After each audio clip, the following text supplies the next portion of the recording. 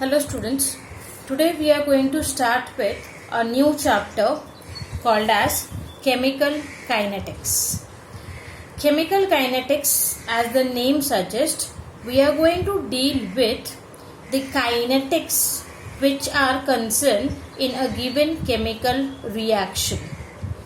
Chemical kinetics, if I have to define, it is defined as a branch of science that deals with the study of rates of chemical reaction, the factors affecting these rates, and the mechanisms by which the reaction occurs.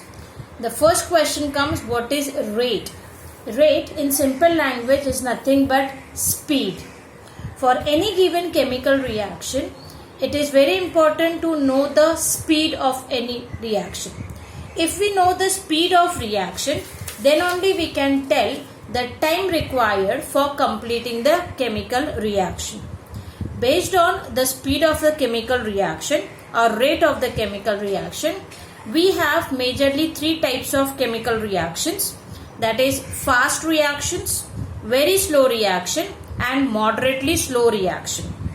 Now fast reaction means those reactions which reacts almost instantaneously. Instantaneously means before our eye blink, the reaction goes to completion. Example you can say is combustion of any active metals, that is where any active metals reacts with O2, that is an instantaneous or a very fast reaction. Very slow reaction. Now which are very slow reactions? Very slow reactions, those where the reactants react extremely slow, so much that we find that there is no appreciable change at all for a very long time. An example is rusting of iron. Rusting of iron is a spontaneous process, but it is a very slow chemical reaction. An iron bar does not rust overnight. It requires months and years for the rusting to take place. So that comes under the category of very slow reaction. What about moderately slow reactions? Moderately slow reactions are those reactions which we are actually concerned when we are in our laboratory. The chemist specifically carry out moderately slow reactions where the given reactions rate is a measurable quantity. Means for calculating the rate or for the completion of the reaction, it does not require years or it also does not happen very moment. It is a measurable quantity. Then we call that as moderately slow reaction. So chemical kinetics is basically concerned with moderately slow reaction, because majority of the natural occurring reactions and the reactions which takes place in the chemical lab, those are all moderately slow reactions which happens from few minutes to few days. So chemical kinetics is basically dealing with the formula or the study of finding out the rates of moderately slow reactions.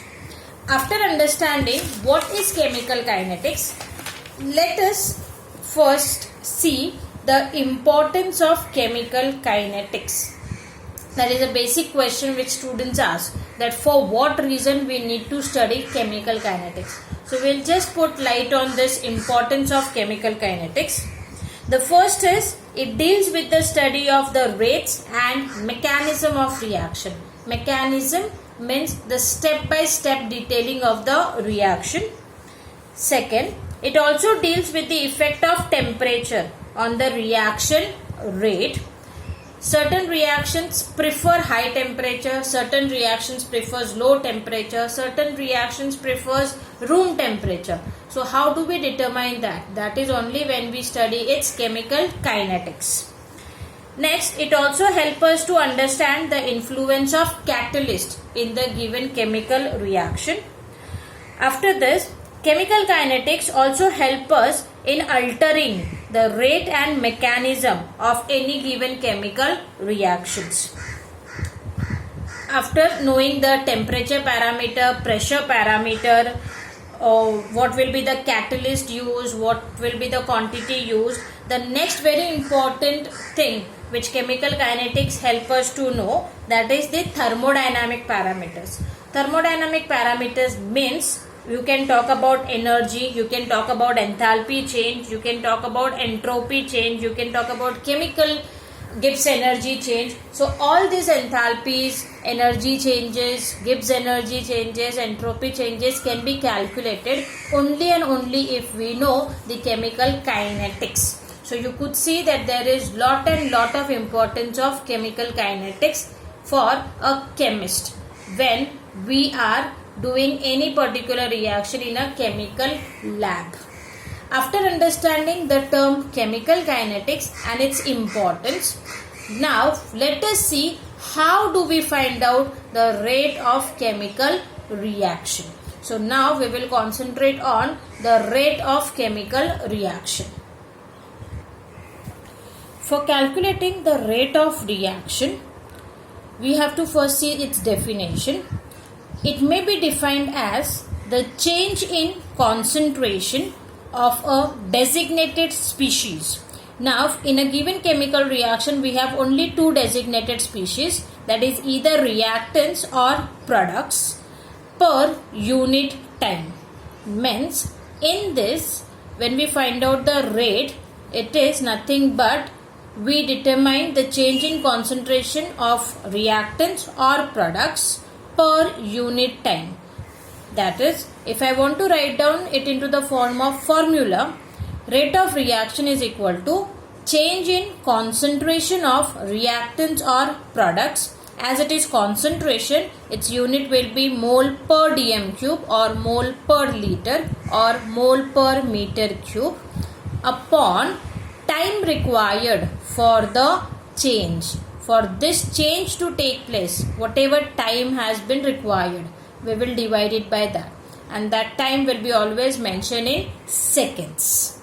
So, very important thing, as any given chemical reaction starts, what happens is with the time reactants concentration goes on decreasing or products concentration goes on increasing. So, we can find out the rate of reaction either as decrease in concentration of a reactant per unit time or the increase in concentration of product per unit time.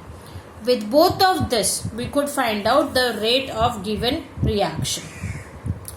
Based on the formula, we can say what will be the units of rate.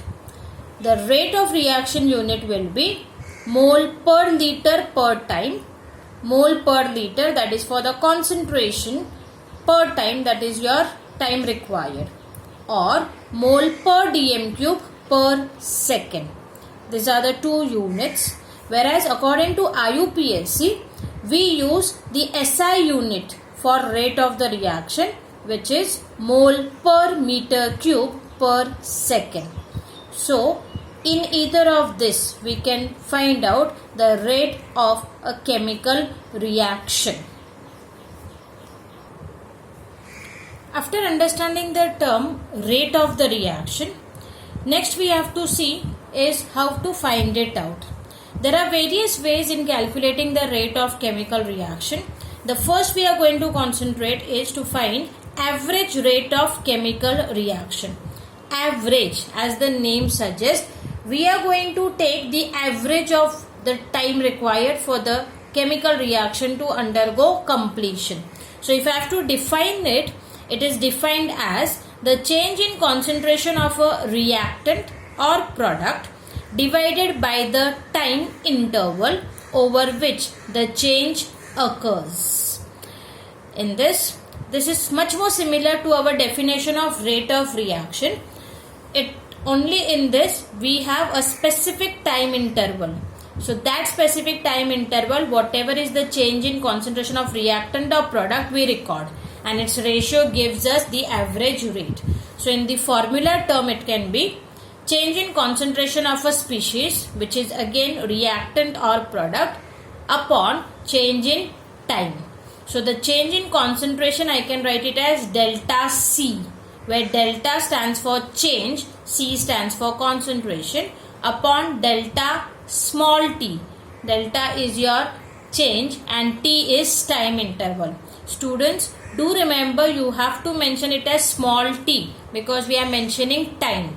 Many a time students make a mistake and write here capital T. The formula will be wrong. Capital T stands for temperature. Here we are nowhere finding out the change in concentration of species upon change in temperature. We are finding out with respect to change in time. So this should be small t. So delta C upon delta T will give us the value to find out average rate of any given chemical reaction. If I apply the average rate of reaction formula for any general reaction, then how do we correlate? So for that we consider a reaction A resulting into B. In this given reaction there are two things happening. One is the reactant A undergoing a decrease and product B undergoing a increase. As the reaction proceeds, your reactant is being consumed and the product is being formed.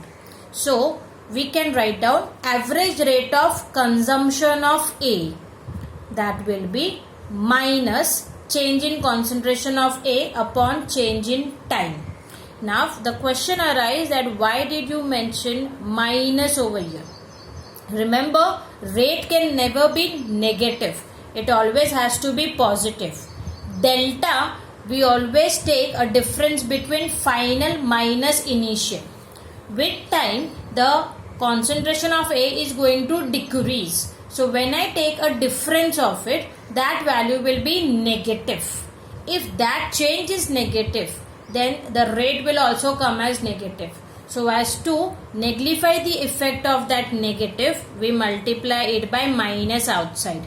So minus and minus, our rate will become a positive value. Okay, so that is why whenever we write down average rate of any given reactant, it is always minus. Average rate of formation of B. As the time passes, B will be formed. So the change in concentration of product will always be positive, and that is why it will be plus delta B upon delta T, that is positive change in concentration of B upon change in time. This is consumption of A, this is formation of B. If I have to find out average rate of reaction, as mentioned, it can be with respect to both. So it will be equal to minus change in concentration of A upon change in time, or it is also equal to plus change in concentration of B upon change in time. While writing down the average rate of any given chemical reaction, a very important note which we have to remember is the concentration of A, that is reactant, decreases during the time interval delta T, and that is why change in concentration of A is a negative quantity. However, this negative quantity we are multiplying with minus, so the rate of reaction is a positive quantity. Always remember, rate of reaction can never ever be a negative quantity. So as to make it positive with respect to reactant, we always take a negative sign outside. Please students, do not forget this. This is a very important point to remember.